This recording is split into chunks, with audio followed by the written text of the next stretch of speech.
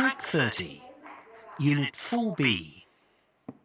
In May 1985, Joe Simpson and Simon Yates climbed the Ciula Grande mountain in the Andes.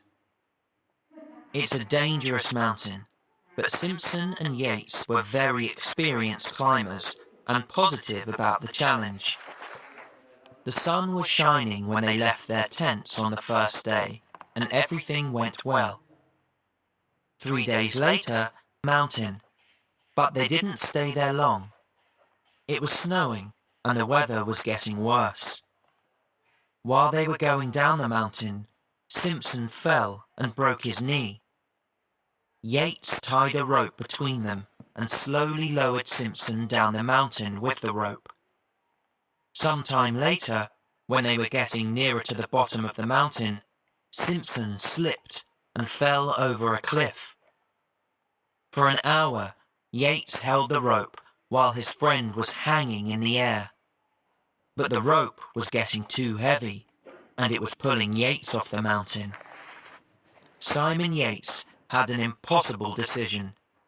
Either he could hold the rope, but then they might both die, or he could cut the rope and save himself. At the last second, Yates cut the rope. The next day, Yates looked for his friend, but couldn't find him. Sadly, he decided he was dead. But amazingly, Simpson was still alive, and he started to crawl towards their camp. 3 days later, Yates was sleeping in his tent and planned to go home the next morning. But at midnight, he suddenly woke up. Someone was shouting his name. He ran outside and looked everywhere. Finally, he found Simpson on the ground.